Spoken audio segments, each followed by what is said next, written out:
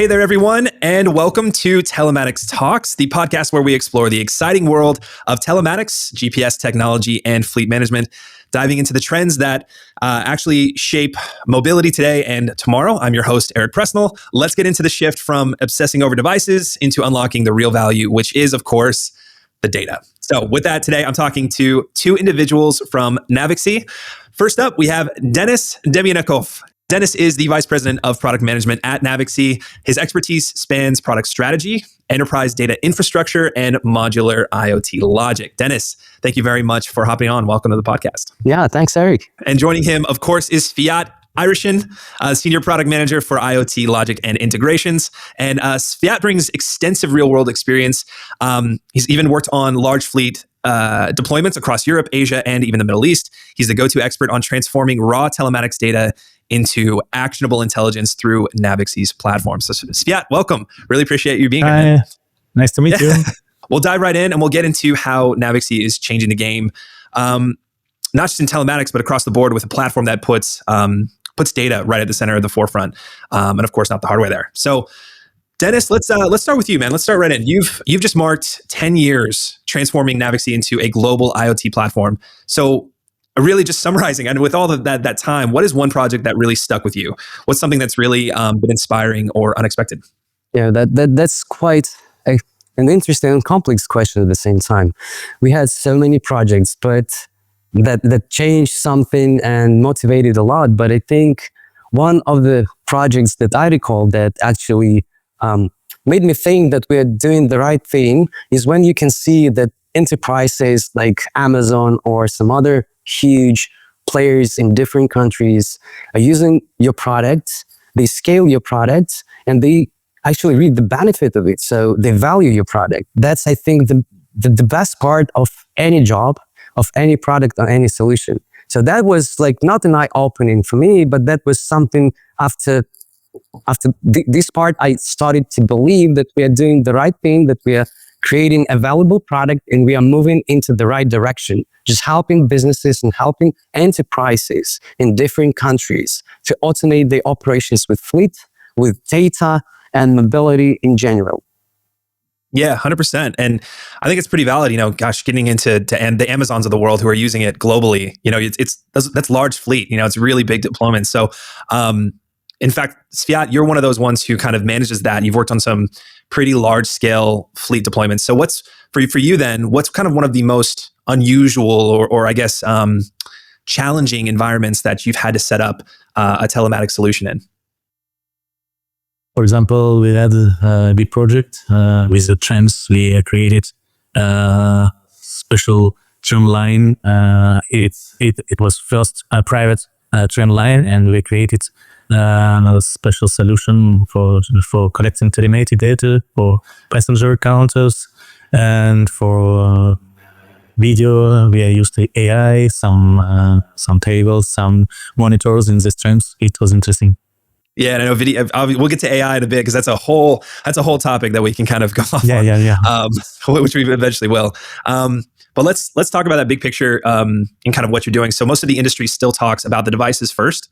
So you got protocols, firmware, and even specs. So Svyat, back to you. What made you realize that the data, not the hardware, is kind of where that real value actually lives? Good question. Sometimes it feels like we think too much about the hardware we install, and we will should focusing on why we install it. Any hardware is in a telematic is just a piece of metal that transmits some data which can be useful for the end customer, our main stakeholder. For example, you are cooking meat, and when you use a kitchen thermometer, in the end, what method is known when to turn off the oven to get desired result. You don't really care about format, Celsius or Fahrenheit, or how quick the thermometer show the data. What matters is turning off the oven. And this is exactly what we do in our team, working at the intersection of hardware and the logic that the customer needs. This is why we develop an IoT logic product, which helps to decode data from devices and process it to the format needed by the customer and create a pipeline that will lead to desired result, to cook the meat. It's such a good analogy too. I never thought about that. It's the end product. It's the end product of actually, turn off the oven. That's when you strip it back. That's kind of the simplicity of it all. There's about 1,700 plus support devices, right? That you guys are kind of going into. And I think I'm probably getting ahead of myself on what it is. But with custom integrations, how do you do the support there?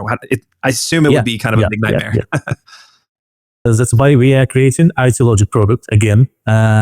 It allows our customer to create special pipelines for any devices. You can choose, for example, all 700,000 of devices and create some pipeline to, for example, to improve some attributes and to enhance this data and create some logic to retransmit data to third-party services, to create some logic, for example, to turn off some outputs in devices. And you can do it in one place for example, for 5 clicks. Wow. That's quite a lot of management, when it comes down to it. But remotely, obviously, in that scheme of things, it makes it sound a lot easier than it actually is. And Denis, going back to you, the VP of product, across the 1,700 devices, it's a huge number. It's huge to manage. So how do you integrate with all of them quickly? So I guess really, what does the role of the generic protocol actually play in it? So basically, this is a universal translator for any device. So, there is a problem on the market, and it has been for a long time. Every hardware manufacturer has its own proprietary protocol. So, and this is a real headache for any development team when you're trying to integrate all those protocols, when you're trying to interpret them and decode them and parse them and then add and support. So that's quite an overhead operational, first of all, overhead for any company or any software provider on the market today, in today's world. So, and since those hardware models, they pop up on the market with some frequency, so we decided to do something with that.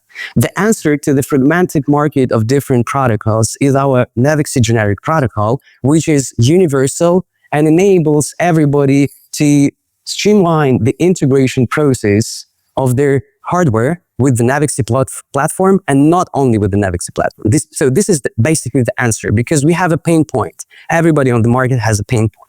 I'm not maybe talking about Geotab or Samsara, because they have their own proprietary hardware and they provide also supplying the platform itself. But in terms of other platform providers like Navixy, they all have this problem. And hardware manufacturers also have this problem. It really affects the go-to-market strategies for any telematics service provider or any system integrator, and even the hardware manufacturer. And our Navixy generic protocol is designed to streamline this operation. I think you mentioned a couple really important things there, and I really want to go back to Geotab and Samsara that you mentioned, because I want to know what makes your approach different or even better than theirs, and I want to get that to a second. But for other telematics service providers, for other TSPs who might be listening right now, what does then that shift to data pipelines mean in practice? So you mentioned, kind of in that element of the actual protocols there, how does it actually make their business more scalable when it comes to it? So I think, Eric, you already answered to this question. So you mentioned scalability, and that's actually one of the biggest advantages of our data-centric model that we are delivering right now to the market. It's a win-win for everyone involved into telematics ecosystem, not only telematics service providers, but also system integrators and even hardware manufacturers. So instead of spending valuable resources on time-consuming protocol integrations, Navixy generic protocol and data pipeline itself works like a universal translator. So it can process telematics data from virtually any protocol available on the market. So, which means lower operational costs for integration and more time for TSPs to focus on what really matters, on those things.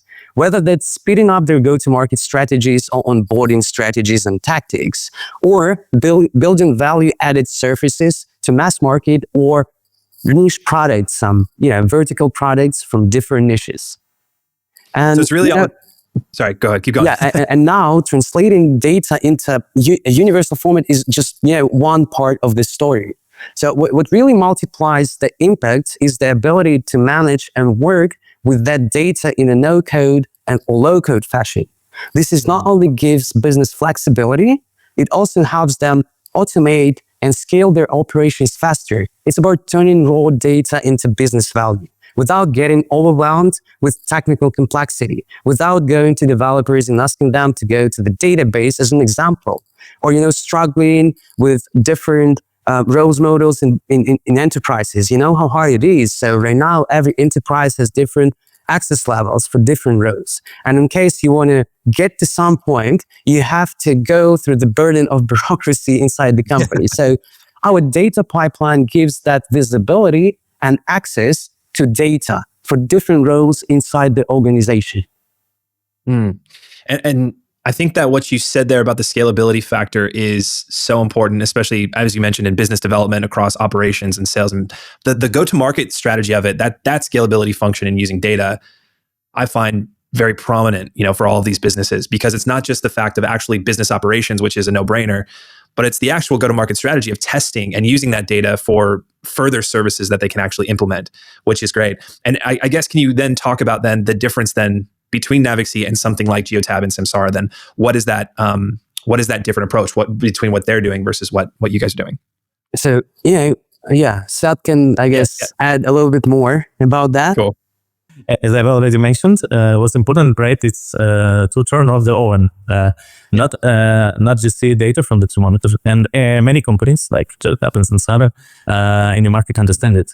That's why within IT logic, you can process data from the old device to ones, enhance it, perform logical commands based on it, and also forward the data to third-party systems.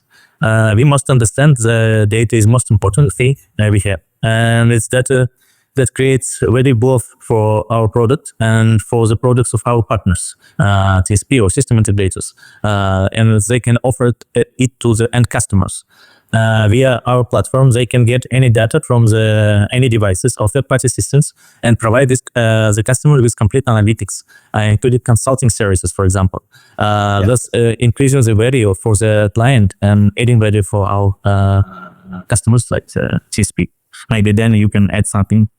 Yeah, but actually Svyat described it as it is. So we provide more sources for telematics service providers, without limits, without any limitations. So our data pipeline can ingest data from any data source on the market, whether it's going to be GPS hardware or telematics hardware or sensors, or it's going to be a third-party service like gateways, API gateways, or anything like that, servers. So the data can be ingested, structured or unstructured into our data pipeline, and we provide access to all this data. So the major competitive advantage, in my opinion, at the moment is that we provide not only visibility and data access, but we also open up a lot of different opportunities for any TSP in any country to do and get any data they need, their customers actually need, because at the moment we can see a shift on the market, the paradigm shift. So right now, customers require not GPS hardware or not the number of GPS hardware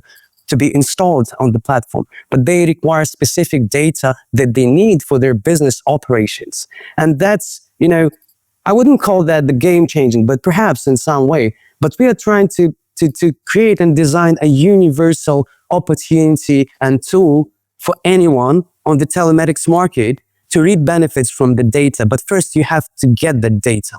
You should own it, you should see it, and then you can create either value-added services for your projects or for some customers' demand, or you can just, apply any analytics to provide insights to companies, acting as a consultant, first of all. So this will also affect the change on the market. This is happening right now. Even right now, we can see some of our service providers, some of our resellers, focusing on data consultancy. So they heavily grasping on data. Yeah. And I think what you hit hard on the paradigm shift, because that's extremely prevalent right now. Obviously AI and everything there. And we're actually seeing a lot of vehicles that are shipping with built-in telematics, which, this wave, are we heading toward the end of an aftermarket GPS hardware? Like, how is Navixy preparing for that OEM data future? How is that how's that paradigm shift moving forward then? Yeah, that's quite a controversial question and also interesting question at the same time. So on one hand, there is a clear trend. Automakers are increasingly embedding telematics into their vehicles by design. So no one can deny this trend. But on the other hand, there is still a huge share of vehicle fleets around the world that require aftermarket GPS devices installed. So, and if we zoom out even further, many businesses don't just manage vehicles, they manage a wide range of corporate assets. Yeah, So, sure. and frankly speaking, I'm an optimist. So I believe that OEM telematics isn't a threat at all. It's more an opportunity for everyone. It creates more potential for everyone involved in the telematics ecosystem. Service providers, platform developers, and even hardware manufacturers. In the next 5 years, we're going to see significant shifts and changes that will reshape business models, products, and service offerings in the industry itself. So, in fact, we are already seeing it happen. So some hardware vendors are partnering directly with OEMs to embed their technologies into vehicles at the manufacturing stage. That's definitely a smart move. Yeah. And it reflects how the market is evolving. And we also see that some service providers, as I have already mentioned, already started offering data consultancy services about and around all the telematics data and things related to it. But like any major transformation on the market, it won't benefit everyone equally. So some companies will adapt and thrive, others may fade out. That's why TSPs and integrators need to evolve together with the market. And at Navixy, we are fully committed to supporting them through that transition and transformation. So that's exactly why we are developing solutions like IoT Logic and Navixy Generic Protocol. We want to ensure seamless connectivity with any data source, including OEM systems, of course. Supporting integration with major global automakers is one of our top priorities at the moment. And we have already laid out plans and started acting to make it a reality. So our main goal is to make sure that our resellers and any other partners are future ready for this change by default. That's fantastic. And I think that, as you mentioned, that shift has already started to take place, and it's really prevalent in the manufacturing space. So yeah, that makes a lot of sense. I kind of want to shift gears just slightly, going back to you, Svyat. Getting into video, which is kind of one of my favorite things, is video on the market. It's really helpful for all aspects of logistics and any kind of manufacturing. And as we get into, AI, you've got dash cams, you got event detection. So there's quite a lot of video telematics that's kind of exploding on the market. So turning gears to that, how does Navixy handle the data complexity that is required for a video telematics? Yeah. Video telematics is growing fast. Recently, I attended free tech exhibition in Paris, Berlin, and Mexico City, and everywhere video in transport was one of my topics. But working with video data is quite different from working with regular telematic devices like GPS tracker. We constantly need to communicate with the device itself using the built-in features. If the manufacturer updates something, we have to remake this integration every time. And this uses a lot of development resources, and most importantly, it doesn't give our customers the best service. And so we decided to take different approach. We integrated the manufacturers of video telematics front-end solution into our platform, and letting customer work with video inside this front-end solution, and we collection data via API into Navixy. This solves most of the problem, and lets our customers choose any from the top manufacturers for any one manufacturers. Yeah, great. And I think that the video solution of it is quite hard to. It's a lot of data packed in that, especially visual representation. So that makes a lot of sense. And AI, of course, is helping with it. So I want to gear into talking about AI. And we've got predictive maintenance, we've got driver scoring. So what is Navixy's view on those? And I guess the real question is, are you using AI and building that into the platform, or are you focusing on powering third-party tools? Yeah. First of all, I want to highlight that we try and collect all the data from all devices and store it. From this base, we can create practically any analytical reports and evaluations. For example, if we talk about driver scoring, we have a huge number of parameters that can be evaluated. I had a client whose KPI includes a parameter like the number of people hit by vehicles per year. This is what we had to improve by installing smart cameras with AI. and it really reduced this number, hit people by 70%. But if we return to complex evaluations, we had processing AI video data, fatigue, distraction from the phone, seatbelt usage, processing telemetry data like speed limit, throttle opening percentage, how far the driver pressed the gas pedal or acceleration pedal, sudden acceleration and harsh braking, data from tachograph, and so on. Based on all these, outlines can develop driver performance evaluation and improve the activity of both people and vehicles. And of course, they can use AI for create this reports. See, that's fantastic in 2025 that you can measure, your seatbelt or the press of the gas, and that's just fantastic. It's crazy to think kind of where this has all gone to, especially in the data and technological advancements. But if you guys could predict further into the future, I want to hear from both of you guys on this. If you're looking 5 to 10 years ahead, go ahead and paint the picture. You're fully connected to V2X world. You got smart cities. What is Navixy's role in that future? How does that really play out?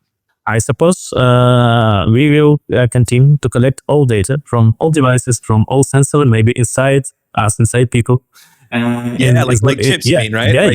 Of course, it's going to be a kind of telematic data, and we can work with it by AI to understand what's going on with the vehicles, with our bodies, with our world, and make this world better.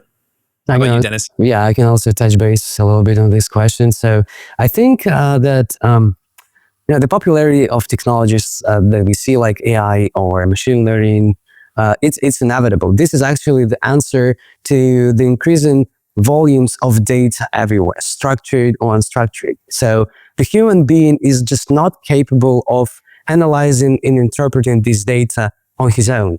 It's just impossible. When you have massive data floating and roaming around, so you cannot focus on anything. That is why AI and ML is just the answer to this problem of increased volumes of data everywhere.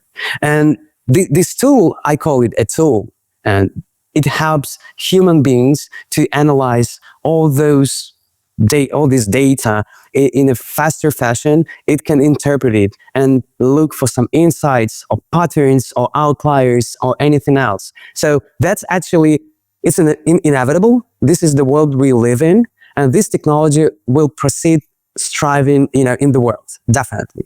And we as service providing platform, we as platform provider and other platform providers, they should also work towards applying these technologies in their products. Since we work with a lot of data, we have millions of messages coming to us, to our platform every minute, every day, every week. So just myriads of data messages, and parameters vary. So we have to work with them. And if you just give it to customers in the raw format, or they will spend a lot of time just interpreting that data. So that is why AI and ML is helping here. And we as a company, we look forward to implement ML and AI technologies inside our products, all of our products.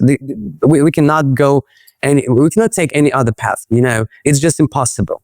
So otherwise the product will be not competitive. It will lose the competitive advantage because the number of data is increasing every month. And you can see how huge companies like OpenAI and other Anthropic, they have different initiatives, and everybody's building huge data centers and building electric stations as well, just to generate enough electricity. And you can see even other companies like NVIDIA, they're growing so fast. This is the most expensive company in the world right now. And it outlines the clear trend on the market. So we're in there, and we have to understand that this trend will continue in the future. Yeah, 100%. And I think those trends you hit the nail on the head when it comes to, we used to just get the raw data from these people, right? We used to just kind of have the data and it was purely recording. As the technology has advanced, it now has that interpretation, and it's thinking, and it's actually giving you back the summaries and really kind of analyzing it for you. So, looking ahead too, it's kind of crazy to see like the health benefits of it all, the medical, the significance across, all of society. So it's very, very insightful.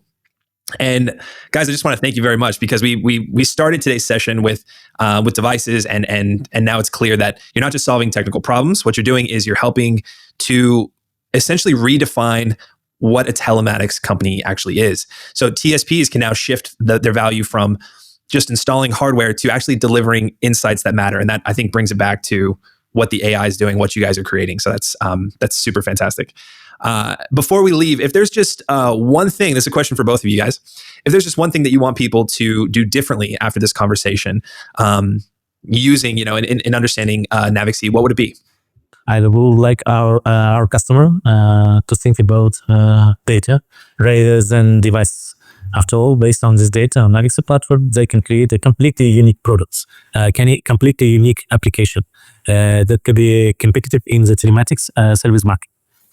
It's actually what I most like to have. How about you, Denis? Yeah, from my side, I think for those who are hesitant or uncertain about the changes ahead, it's time to shift your mindset, definitely. So the most profitable and sustainable telematics businesses will be the ones that create additional value around data and build products and services on top of that data. Yeah, I think this is my recommendation for all of us. Don't be afraid. Things will change anyways. That's beautiful. And I think it's adding to the fact of like coming with a product or service. Obviously you have your telematics, but now we have AI involved. You can create new products on top of that. It's really wonderful. So yeah, thank you guys both very, very much for the insights. Thank you guys very, very much. Is there anything else that you want to add before heading off? Yeah, No? Eric, Eric, thank you for inviting me and Svyat to your podcast. That was really interesting, great experience. And I hope that we actually discussed interesting questions for the audience and delivered some value. 100%. Thank you so much, guys, for an interesting conversation. Thank you both, Svyat and Denis. Really appreciate it, guys. Yeah. And for anyone listening who wants to learn more about Navixy and how their platform can help you scale smarter, automate faster, and actually move beyond hardware headaches, then go ahead and head over to their website, navixy.com. You can explore product demos, technical resources, and you guys even have real-world case studies that show exactly how they help TSPs and integrators thrive, which is actually fantastic. So if this episode sparked any ideas or helped you guys rethink your approach to telematics, then give it a like, subscribe, and share with someone else in this industry who needs to hear this message. Until next time, thanks very much, and we'll see you guys next time on Telematics Talks.